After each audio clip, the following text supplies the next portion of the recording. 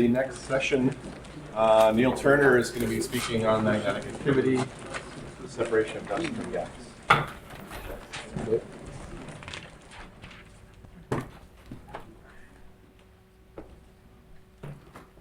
So I'd like to make some kind of a link between the magnetic activity that we've heard about so far this morning and the evolution of the solid material. And I'm going to be talking about some calculations that were set up with Takeyoshi Sano and Augusto Caballero, and we've had a lot of advice from other people too, including Jeff Bryden, Jim Drake, who's a reconnection expert, Natalia Zurkovic, Hubert Klar, Catherine Kretke, and Doug Lynn. So I want to tell you 3 short stories, and they're all related to the movements of dust grains in turbulence or in dead zones, and they all draw on one set of MHD calculations. But before we go into these 3 stories, I want to give you some motivation and an outline of the methods that we've used. So here are images of 3 different protostellar disks seen roughly edge on. The 3 of them are at the side here, and then this one, HH30, is seen again blown up here. So this is the color image here in the background is from the Hubble Space Telescope. So we see scattered light that came from the star and then is redirected to us by micron-sized dust grains in the disk atmosphere. And we see disks like this that are up to a few million years old, so we know that the grains have to stay in the atmosphere for at least that long. On the other hand, the millimeter observations shown by the contours here show that there must be millimeter-sized grains down in the disk interior too. So we have to have grain growth at the same time that we have grains remaining suspended in the atmosphere. The problem with this pair of observations is that in models where we have coagulation and settling in a laminar nebula, the disk disappears in much less than a million years because the grains settle out and grow, and so they're down at the midplane and they're not contributing to the scattered light.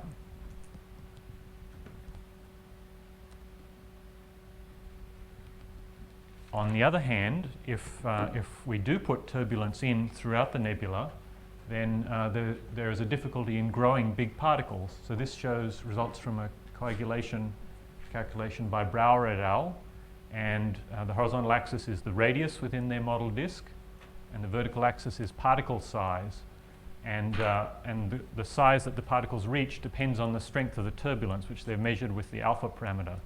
As the turbulence grows weaker, from alpha going from 10 to the minus 3 to 10 to the minus 4 to 10 to the minus 5, the size of the particles that you can reach increases. Even if you reduce alpha to extremely low values, it doesn't become as large as we'd like, and the reason is that they also have radial drift. And so removing the turbulence, which is what I'm going to talk about here, is a necessary condition for getting the disk quiescent and getting the particles moving, colliding slowly and growing them to bigger sizes. But it's not enough. You have to worry about these other effects too.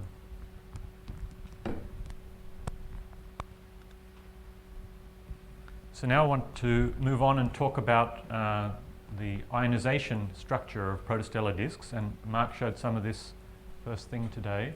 So this is showing ionization rate in per second, units of per second per atom as a function of the column. So the top of the disk is here, and we're going down to the midplane here, and this is for 1 AU in the minimum mass solar nebula. And by far the dominant ionization process is the X-rays coming from the young star. And these data here are from the Igea and Glassgold calculations that Mark mentioned, which include scattering. But the problem is that the X-rays are absorbed by a column of about 10 grams per square centimeter. And so they drop below the cosmic rays after you get to, say, 30 grams per square centimeter. That's here. So the interstellar cosmic rays penetrate further to maybe about 100 grams per square centimeter. But then when you get down close to the midplane, even those are absorbed. And if you have aluminum-26 and other short-lived radionuclides present, then they are the main source of ionization in the part of the disk near the midplane. And it's much weaker than the X-rays, of course. And at the high densities that you have in the disk interior, recombination occurs mostly on the surfaces of grains. So the grains, in addition to being stirred by the turbulence, they act back on the turbulence. So now to take those ionization rates and calculate ionization fractions, we're going to use a simple chemical network, even simpler in fact than the one that Mark talked about. We have just 12 species. We have hydrogen and a representative ion, molecular ion. We have magnesium as a metal and its ion, electrons, and then grains that are up to 2 electrons either side of neutral. And then we can allow the molecular ion and the magnesium to become adsorbed on grain surfaces. And the main reactions, once you've ionized the hydrogen, you can recombine in the gas phase, or you can transfer your charge from the molecular ion to the metal, and then the metal recombines radiatively. And this process is slow. So if you don't have many grains, then you can keep all your charge on the metal atoms. But if you have grains, then first this one sticks to a grain and then this one, or rather the other way around because the electrons are moving fast. And so the recombination happens quickly on the grains. That's going to be the dominant process for recombination. And the reason that I feel reasonably confident using this simple network is that Ilgner and Nelson a few years ago used a much more sophisticated network with thousands of reactions and found that the results were not so different. So if you take that network and those ionization processes and put them together in the minimum mass nebula, you get a dead zone that looks like this. So the blue hashed region is the region where the Alsacer number is less than unity, and so we don't expect turbulence driven by magnetorotation instability. And it goes out past the orbit of Saturn here, in this case where we have well-mixed dust, 1 micron size dust with a 1% mass fraction. And notice that even though we have cosmic rays as well as X-rays here, the boundary of the dead zone lies at about the 10 grams per square centimetre contour, which is this line here, and there's 1 gram per square centimetre, and there's 100 is the innermost contour. So it's not necessarily 100 grams per square centimetre, even if you have the cosmic rays, because the recombination can beat out the cosmic ray ionization. So now we're going to take this ionization and recombination chemistry and put it into an MHD calculation so we can see how it affects the MRI and the nonlinear development. So we have an ohmic resistivity that's inversely proportional to the ionization. We have the stellar X-rays, which have that Egan-Glasgow profile going down into the interior, so they have a relatively low ionization rate at the midplane. We put in 1 micron grains. They're well mixed to begin with, but then we let them settle at their terminal speed, as I'll describe next. And we put our domain in the minimum mass solar nebula at 5 AU. Okay, so here's the new ingredient for the dust. So we say that we're looking at small grains. So that means that their stopping times, shown by the set of curves down the bottom here for 3 different sizes, their stopping times are short. So this is in units of the orbital time on log scale. So even at the top of our domain, 4 scale heights above the midplane where the density is low, the stopping time for micron-sized grains is less than 100th of an orbit. And so because the stopping time is short, we know that any time we let go of the grain, it will very quickly come to its terminal speed, which you get by balancing gravity with the gas drag. And so there's the terminal speed, so it's inversely proportional to the stopping time. And notice that for the micron-sized grains at the top of our box, it's a little bit less than, so the settling time, in other words, the height divided by this terminal speed, is a little bit less than 10 orbits. So it moves a little bit less than 10% of its height each orbit if you let it just settle in the laminar disk. So, I should tell you about a slight kludge that we've done here. So we've used an internal density for the grains of about 5 grams per cc, which is about twice what it would be for basalt. The reason is that we want to see at least a little bit of settling in our MHD run, which we can run for certainly less than 100 orbits. Okay, so now I want to show you some results, and first I'll look at how the settling competes with the stirring produced by the magnetic activity. So the curves that we looked at before for the settling, those are in a particular case where we have our hydrostatic equilibrium with no magnetic field, and so you have a Gaussian density profile. But that's not what happens in the MHD calculation, because there, especially in the atmosphere of the disk, you have support by magnetic pressure forces and magnetic tension forces. And so this is showing the ratio of the density that you get in the MHD calculation to the density that you have in the hydrostatic equilibrium. You can see that in the atmosphere, above a few scale heights, the density is much higher in the three runs with 1, 10, and 100 micron grains. And the reason is that the magnetic field is holding gas up there in the atmosphere. And as a consequence, settling is going to be up to a factor of 8 slower than it would be if you just took the hydrostatic model. The grey bars here show for the 1, 10, and 100 micron grains the size of the time average dead zone. But there's another thing that we haven't considered yet in looking at the settling speeds, and that is the fact that the mean inverse density, which is proportional to the settling speed, is not equal to the inverse of the mean density. So in other words, to turn that into a picture, if you're a dust grain looking down at the disk, you see little holes here and there where there's strong magnetic field and so low density gas. You settle fast through those holes, and that is more than enough to balance out the fact that the gas has been pushed out elsewhere and densities are higher. So the mean settling speed is faster than it would be in a horizontally uniform model for the disk, and that gives you almost a factor of 2 up at 4 scale heights, and so you settle faster, and that partly cancels out that factor of up to 8 that we saw because of the higher density. And so the net result is that the settling is a few times slower than it would be in the hydrostatic model. That's good, because we want to keep the grains up there for millions of years. So that's just looking at the settling. So now let's look at the stirring as well. Starting with the settling, the time dependence of the settling in a laminar disk to give us a baseline. So here is the dust mass fraction versus height for the 1 micron grains at several different times. So we put in the grains well mixed. That's the horizontal line here to begin with. After a tenth of an orbit, 1, 10, and 60 orbits. So you can see that 60 orbits is enough to get stuff down to 2.5 scale heights or so. And because the density increases quickly as you go into the interior, down at the midplane here, there hasn't been very much settling at all by that time, by 60 orbits. So the grains pile up at the height where they have had time to settle, and there's little settling below that.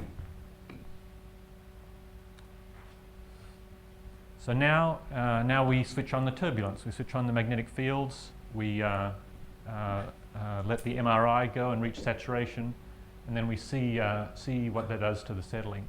So now we're still looking at the laminar solution at 60 orbits, and then overlaid is the solution with the MRI at the same time. And the thing to notice is that there is still dust up here above 3 scale heights, and that's a consequence of the turbulence.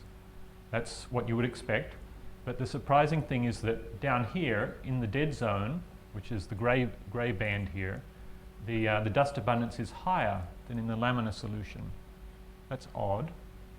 The turbulence has pushed some of this spike in the dust abundance that we get in the laminar case down into the dead zone, and so it's actually sped up the settling. People usually think about turbulence as resisting settling, but in this case, early on, when you have produced a spike in the dust abundance in the surface layers, the turbulence actually speeds up the settling. We can look at that in another way. So here we're looking at the dust to gas mass ratio as a function of time at several different heights. And the blue curves are analytic solutions, including a slight outflow that we have because of mass crossing the top and bottom boundaries of the domain. And then the corresponding red curves are what we see in the calculation with turbulence. So this is a laminar disk with a weak outflow, and this is the same. This is in the numerical calculation, which has those features but also has turbulence. So you can see that at 2.5 scale heights, these two curves, with turbulence you get a lower abundance because you're mixing some of the dust down into the deeper disk. Down here at 1.5 scale heights in the top edge of the dead zone, you actually get a higher dust abundance because you had some dust that's pushed down on you from above by the turbulence.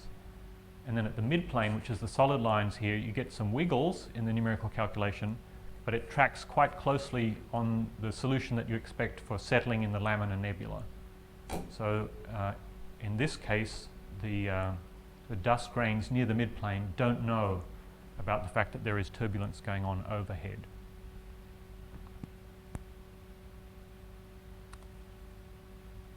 We can also track individual dust grains just by integrating the kinematic equations using the same velocities that are used for the fluid that we use when calculating the ionization balance.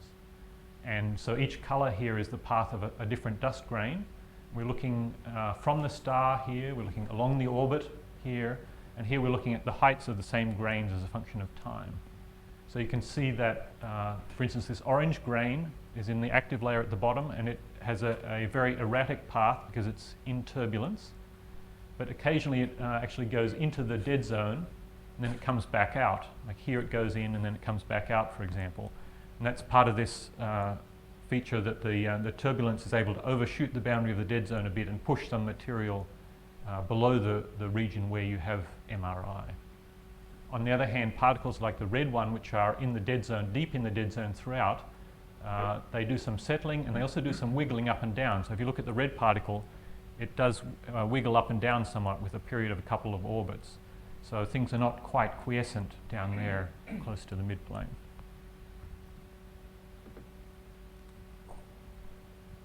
So next, let's compare the results from the calculations with the different size grains. We've already seen the 1 micron grains and how the dust gets pushed down a bit past the dead zone boundary. Here with the 10 micron grains we have bigger grains, so less surface area for the same amount of mass. So the dead zone is thinner because recombination is slower. And in this case, the enhancement from pushing part of the spike of enhanced dustiness here down into the interior, that enhancement reaches all the way to the midplane because the dead zone is only a bit more than 1 scale height thick, 1.3 maybe. And so the overshooting is able to reach the midplane. If we go even further and have 100 micron grains and a dead zone that reaches less than a scale height from the midplane, then it's almost as if we had no dead zone at all. And the dust abundance just even peaks at the midplane. So the conclusion from comparing these three calculations is that the transport by the turbulence can overshoot the dead zone boundary by about 1 scale height.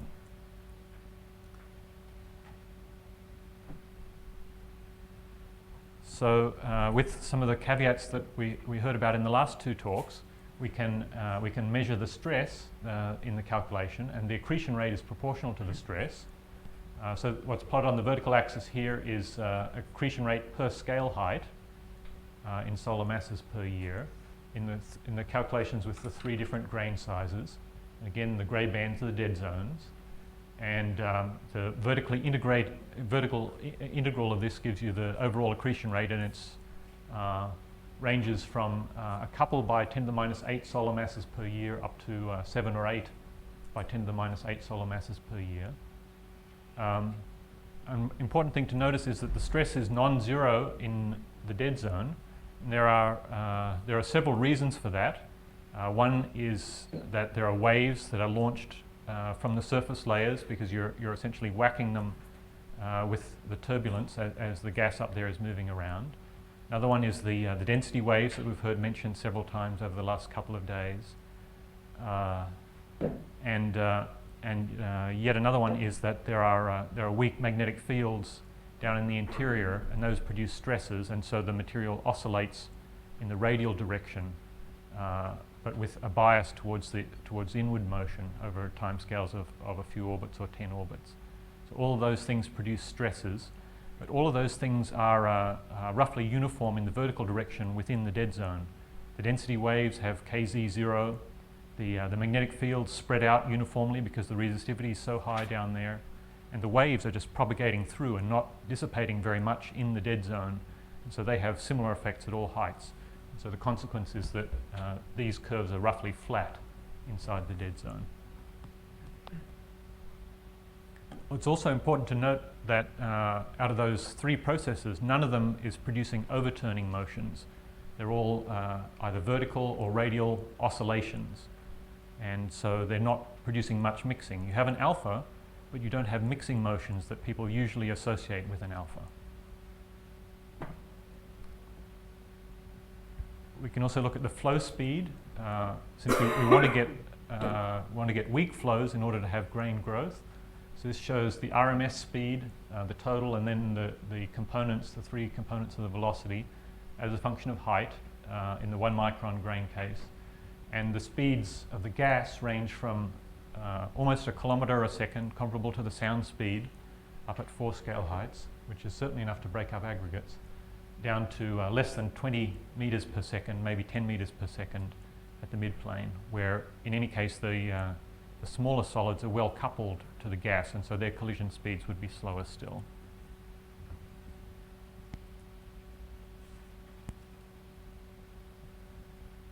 So now I want to motivate another problem where I think that the MRI might make some contribution. And this is to do with radial transport. So the Stardust spacecraft a few years ago returned some samples from the comet Wild 2. This is Hale-Bopp, which is much more spectacular. But the interesting thing about the Wild 2 samples is that they contained crystalline silicates. And the puzzle about that is that the comets are thought to have formed at 5 to maybe 40 AU, and temperatures there were quite low, far too low to convert interstellar amorphous silicates into crystalline material. So it seems that you need to have some kind of transport. You need to produce crystalline material close to the sun and then mix it outward. And doing that in the midplane is not terribly effective. So I'd like to explore how it might be possible to get transport of dust grains in the atmosphere of the disk if it's magnetically active. So here we're looking at basically the same calculation with 1 micron grains that we saw before. We're looking along the orbit. So this is the radial direction, and the star is off to the left. Again, the dead zone is the grey band. And now here we have 100,000 of these particles that we track through the dust fluid. And we're going to start them out at a time when the turbulence is already well established. The MRI has saturated. And then we're going to let them go, and we're going to allow them to leave our main shearing box. Because remember, in the shearing box approximation, there are ghost boxes on either side extending to infinity. So we're now going to, if our dust grain crosses the boundary, instead of putting it back into the same box, we're going to let it keep moving into the ghost boxes and see where they go. So here is 2 orbits later, after we put the grains in. And you can see that they have spread by more than the width of the box, much more in some cases. There are some grains spreading at the midplane. So what's happening here is, remember, there's outflow through the top and bottom boundaries. So we have to pick something to do with the grains that leave, and we want to keep as much statistical information as we can. So we just put them at z equals 0. So they actually moved horizontally up in the atmosphere, and then when they left the box, they were replaced at the same location but at the midplane. So we can keep following this forward in time, and here's another 2 orbits later, and you can see that there are that material has spread further in the atmosphere. You can see that material is not spreading in the dead zone. There are oscillations. There's a barely perceptible wave on the edge of the dust distribution there. But you can also see that there's that these particles that were placed at the midplane are no longer at the midplane. And the reason for that is that we have these waves of several different kinds that are operating in the midplane, and that produces a minimum thickness for the midplane dust layer. And it's a few tenths of a scale height. So this could be an issue for models of the dust settling very close to the midplane. Zoe? Yeah, because the waves that are causing the so non-axis effect. non-vertical symmetry. Yes, so you mean, for instance, Yes, there's the- a lot of the motion top- here yes, and not as exactly. much here. Yes. It's just an accident in the choice of time when we put the dust particles in and begin tracking their motion. So this up here, the MRI happened to be in full flow inward, whereas down here it was just getting started on its motion. If you pick a different time and do the same thing, then you could get a completely different pattern. So I think the message to take away from this is the distance that it can move in a given time. And be aware that it could move the other direction at some other time. So we can look at these same data in another way. So if we look at just the particles that are near the domain top, so within a scale height of the top of the box, and we plot their radial position versus time. And so the yellow band here is our original shearing box at the origin. And then the pink and red lines are showing some other things we can compare the particle motions against. First, the red vertical line shows that's the location of the star. So if we go that far, we've got our silicate grains all the way to the star. And then the pink parabola here is showing what you would get if you made a diffusion model for the spreading of the grains in the atmosphere. And you can see that that diffusion would be symmetric. So you can see that it's pretty clear that the grains don't follow that because they're moving just one way to begin with, for example. And then finally the diagonal lines like this one are showing movement at the sound speed. And in the surface layers, the Alfvén speed is comparable to the sound speed. The turbulence moves at about the Alfvén speed, and so the particles end up moving towards the star at Mach 1 for several orbits. They basically are reaching the star, they're almost at the star. Then the MRI, through a parasitic instability or something, breaks up and turns around, and then most of the grains start moving away from the star at Mach 1. So this is not like what you get in a diffusion picture. May I ask a question here? Sure. But these are test particles, right? They don't. Yes. They have Stokes number 0, basically. They are settling, but they don't have any drift in the radial direction. So there is that's an approximation. So there is an acceleration as the grains turn around here, for example. The dust should be left behind relative to the gas. You can estimate the amount of slippage, and it's less than a scale height, half a scale height or something like that. Whereas this distance is 20 scale heights. And the slippage, that's at a height of 4 scale heights, and the slippage is less if you go down, of course. It's just one layer or both layers? This is the top, and you can see the bottom. So is this the global mode that connects the top and bottom layer? So the butterfly diagrams that we saw before, often the top and bottom are correlated or anti-correlated, and so that happens to be the case here. But there are other times, if you put the particles in at another time, when the two are not correlated. So there is some link in what the magnetic field is doing on the two sides of the dead zone, but it's not a firm link. The diffusion curves take into account the stopping time? Say again? The diffusion curves, are they taking into account the stopping time? You get small kicks every stopping time? No, it's just the simplest possible description. It might be worth looking at that in more detail. So, but the big caveat here, I think, is that this is a shearing box that's only 2 scale heights wide. And so this effect might be much weaker in a wider box. So we've started a calculation that's 8 scale heights wide, and it hasn't run terribly far, but so far it's not much weaker. So we'll see.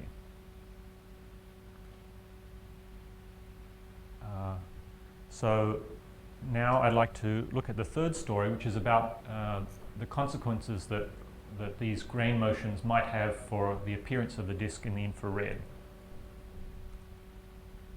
And by way of motivation, here are some histograms of the variation that has been seen in Taurus young stars with Spitzer. So the number of stars is the vertical axis, and the variation between the range of variation between 2 or 3 epochs at which the star was photographed is in magnitudes, is shown in the horizontal direction. And the 4 IRAC bands, 3.6 through 8 microns, are the 4 panels. And the stars without disks are the black histogram, and then the blue histogram is the stars that do have disks. And if you integrate over all 4 wavelength bands, about half of the stars in Taurus that have disks show variability on this on these levels. So the red dashed line is the significance limit. So about half of them show variability above that limit. So, and given that they only looked at 2 or 3 epochs for different parts of the region, it seems pretty likely that a majority of young stars with disks show infrared variability at this level. So we need to understand that. In a bit more detail on one particular object in a different region, here are mid-infrared spectra at 4 different epochs, and then the 10 micron silicate feature with the continuum subtracted blown up here. And these first 2 epochs, so the green one and the pink one, are separated by about a week. Then there's a few months, and then the blue and the red one are separated by a week again. So that's a puzzle, because the 10 micron feature presumably forms where temperatures are a few hundred degrees, which means an AU or so, and the orbital period there is a year, which is much longer than a week. So how are you going to produce variability on such a short time scale? These people, Mazarol et al., also have a 24 micron time series of photometry for this object, and they see variability by 10% down to 1 day. So that's shorter even than the orbital period at the dust sublimation radius at the inner edge, near the inner edge of the disk, which is 10 days or a couple of weeks. So that's going to be tricky to explain. So let's look at what happens in those same MHD calculations again. So now we're looking at the dust to gas mass ratio horizontally averaged as a function of height, just looking at from the mid-plane up to the top of the box. And on the same axes, the ratio of magnetic to gas pressure. And there's the grayscales for those 2 quantities. So the thing to notice here is that when the magnetic field is relatively strong, the material becomes dusty at the bottom of the magnetized region. And so what is happening there is, as the magnetic field gets strong through shear, it tends to expand because that region's overpressured compared to its surroundings. And a low density means that the grains can settle fast. So they settle out of the magnetized region and they pile up at the bottom. So that's why you get a patch of dustiness here. And that the same thing, same kind of correlation happens throughout the calculation.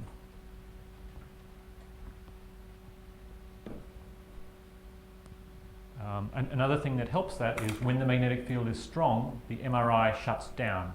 So you don't have turbulent stirring anymore, and you have fast settling. And here's a movie showing the same thing. So this is the dust to gas mass ratio on a color scale where it's enhanced by 30% or more where it's white, and it's just at the nominal interstellar value where it's black. So you can see that the spikes that we saw in some of the earlier plots appear as the bluish colors here.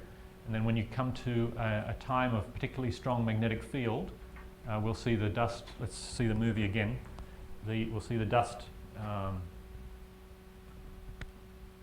settle out. So yeah, so it's starting to settle here, and then it settles down into a quite a thin layer, like that. And then the magnetic field is expelled because it got too strong, and the dust rises back up and fills in the gap again. We're about back to where we started. And this repeats every few orbits or 10 orbits or so. And there's a substantial change in the abundance of the dust up at a few scale heights. So that means that there is a change in the location of the photosphere. So this shows 3 different estimates of the height of the photosphere. So we don't know, I mean, we're doing a monodisperse calculation, and of course that there should really be a distribution of grain sizes. So we've calculated the position of the photosphere for 3 different values of the opacity. The geometric cross-section of these dust grains is about 1,500 grams per square centimetre. And in molecular clouds, where people can make relatively detailed estimates of the extinction curve, you get values around 1,000. So maybe this is plausible. But if the grains have grown somewhat, then the opacity per gram of dust could be somewhat lower. If the opacity takes its highest value here, then you see that the photosphere is moving up and down by almost a scale height over time periods of a few orbits. So it's not the classical picture of a relatively quiescent disk with a smooth surface. The top of the disk, the surface from which the photons are escaping, is moving up and down over timescales of a few orbits. Even if the opacity is a factor of 10 lower, it's moving up and down by several tenths of a scale height.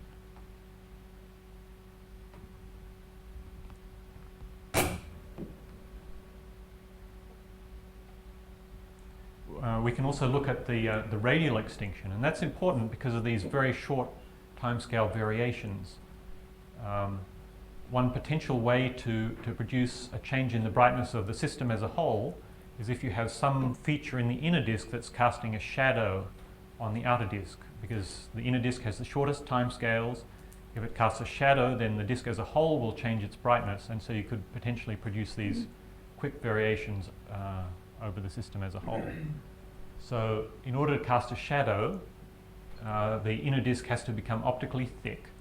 And so what we're looking at here is the column through our shearing box up at some height near the top. And we're looking separately at the columns of the gas in black and the dust in red as a function of time. And so you can see that the column of dust varies over a couple orders of magnitude on recurrence intervals of 10 orbits or so. And if you look for smaller variations by, say, a factor of 2, then you see those over time scales down to a tenth of an orbit or less. So that suggests, I mean, this is simplified in the sense that we're looking at a patch of disk neglecting radial gradients in everything except the orbital frequency. But if we could make a model like this for the part of the disk near the dust sublimation radius, there's some hope that you would get variations on a similar time scale. So variations over a tenth of an orbit means variations over a day. And if those are casting shadows on the outer disk, then perhaps we could explain those fast variations. Do that tend to average out if you have many different regions of turbulence? The key would be to have this happen near the sublimation radius, near the inner edge of the part of the disk that's optically thick. So then it would, I mean, if you change, for instance, if you're changing the height of the disk right at that location, then it may be able to cast a shadow over all the disk that's out beyond. So rather than averaging over the turbulence in the whole disk, you are projecting the turbulence at the shadowing location, and its effects go out maybe to AU distances. And also the next eddy, when scale height over, is also going up and down. That's also casting shadows. The variations in the photosphere height are roughly axisymmetric, at least as far as the shearing box goes. So you might expect that you'd get a ring, or if not a ring, say half a disk or something that would go up and down in concert. You're saying if every scale height and radius is doing these fluctuations, you'll get many shadows cast, and it sounds like this will average out. Well, it depends on the shape of the disk surface, I think. I mean, so if H over R has a maximum at that location, then you can cast a shadow that's deep enough so that annuli further out as they move up and down don't move into the starlight. Keith? Yeah, I have one comment, or actually two comments. And first of all, that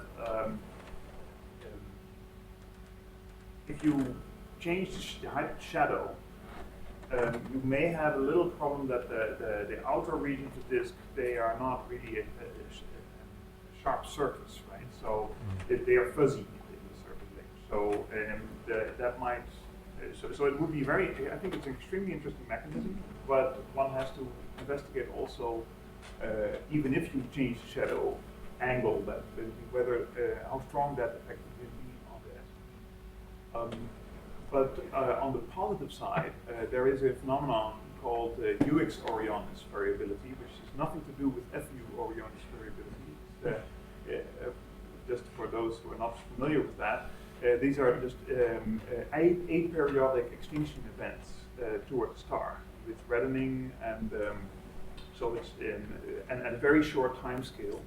And I think that if this kind of phenomenon would happen in the inner edge of the disk, which is a bit puffed up or something, and you look at the disk at a nearly edge-on inclination, that you sort of look right off the edge of the inner rim, then your variability would be, I think, very good explanation for that kind of variability. I think it would be very exciting if we had that kind of a probe of the turbulence. Yes, and I mean, there's a lot of data out of this. I mean, very detailed data. I think that would be really cool. Yep, I agree.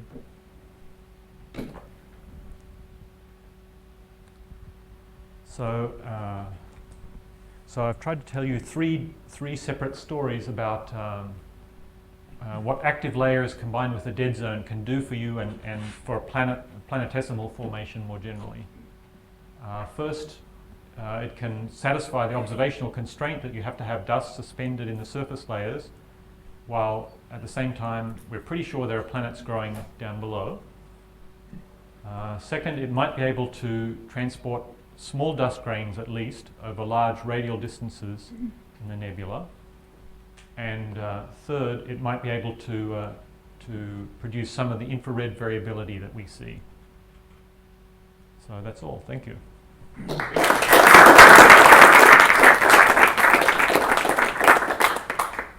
More questions? Cool. So the accretion column onto the star, of course, could vary on a very short time scale. Yes. Do we know observationally that the infrared variability is not just reprocessing of that component? So there have been sparser, of course, some ground-based observations where they were simultaneous or near simultaneous in the optical and at 10 microns, and there was no correlation seen in those cases. Neal, you showed these variable spectra. I had the impression that the spectral shape also changed. So if it's a shadow effect, I would not expect too many changes in the spectral appearance of the subpeaks in the 10 micron band. You might want to look into that. It's more a comment than some question. So I'm not a spectroscopist, but it looks to me as if the upper curve has a little more intensity at the lower wavelength, and the lower curve a little more intensity at the right-hand side of the wavelength range. I think this is exactly what you would expect. If you change the inner rim down, then the near-infrared flux goes down. Yeah. The shadowing goes down, so therefore the far and mid-infrared flux goes up. So I think this is exactly what you would expect. Okay, very good. I mean, Sorry for. No, it was not. I just wanted to say that there's more information than just the magnitude. yes. It's in the spectral shape, and even you could even kind of put a better base onto your model if you match that as well, not only the variability. Yes, I agree. We should try to use that information. Richard? I guess this is a general question that Keith might be able to answer as well. What is the effect of thermal inertia of the disk, of course? I mean, if I create a shadow once per minute, you won't ever see it, right? Because the disk doesn't respond to that on such short timescales. So a general question that other people might be able to answer as well as Neal is, what is the thermal inertia of the disk? How long does it take for the disk to respond to changes in the light shining on it from the central star? It must be at least comparable to the dynamical timescale. it takes time for the gas to fall down. So, so I think the thermal effect is not that important. It's really the Well, it's the fact that reprocessing. you're trying to explain the infrared emission from further out into this changing due to the shadowing. What is the timescale for the temperature of the dust there to change? At a few AU, where Okay, the shadow is I see. being cast, not what's going on at the inside. Because if this is an effect of that, then you need to know that the disk is responding on hour-long timescales at a few AU, because that's where the shadow is being cast. So it's not the disk, it's just the atmosphere. That's fine, I know it's it's a the atmosphere different of the disk. question, right? Yeah, it's the atmosphere, right? It's the atmosphere of the disk. Yeah. What is the thermal timescale associated with that? I don't know myself, I'm just asking. I think I think in You that's have to terms take of the account thermal of time scale of a single dust grain cooling Yeah, from right. That's 200 very true. Kelvin to 150 Kelvin. That would be for the you want to change Yeah. the whole continuum. Yes, Then you have to cool deeper down. Deeper that down. takes longer time. that does take. Are we talking hours or days? Months? No, I think it's more in terms of hours or So, okay. Fast for the grains. yeah. So it's still Or less. less, yeah. Depends on which wavelengths you're looking at. Sebastian. Yes, in the first simulation, you showed that the setting of 1 micron size particles.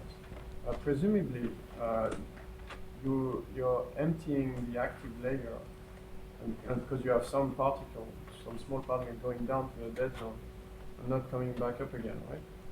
So can you estimate the time you need to deplete the active layer by, say, factor of 10? And is it very long? Is it possible to make that sort of estimate? Well, I worry that if we extrapolate, I mean, because at this early time, the times that we can reach in the MHD calculation, settling has not proceeded very far, and so I worry that that the settling rate will change, and as the atmosphere becomes more and more depleted of dust. So, yeah, I could make that estimate, and maybe I should, but I haven't done that so far because of those concerns. But it's pretty clear that so only a small fraction of the dust has been lost from the atmosphere in the calculation so far. So we haven't gone even one settling time. Does it matter if the grains are charged? I don't think so. So the cyclotron period for the dust grains is it's shorter in the high up in the atmosphere, where more of them are charged and they're charged to a higher level. But even there, it's the cyclotron period is a few orbits, whereas the correlation time in the turbulence is a fraction of an orbit. So it's not a huge margin for error, but I don't think that it matters here. In the dead zone, it's even more so, and with the bigger particles, even more so. No, I meant the atmosphere. As I mentioned to you yesterday, that in these upper layers, the effect of radiation pressure on these small grains may be important Yes. to actually slow down. Well, it reduces the effective gravity on these grains. You don't have to really completely have a blowout. All you have to do is to reduce the gravity enough so that the centrifugal balance velocity now is smaller than that of the capillarians, well, the gas speed Yes. going around the disk, and then you will have a outflow, just like the way that Stu Weidenschilling talked about the gas drag effect pulling you in, but now you have a gas drag effect pushing you out. Yes. And this is going to be very important for the micron size. So I did, after you made that comment yesterday, I did go and try to make an estimate of where the starlight would be absorbed, and it was a bit above 4 scale heights. So it could be that the grains that are just a bit above what we've been looking at here are undergoing that effect. So, yeah. Any other questions? Okay, we're done a bit early, but I think we should thank Neal again and go to lunch.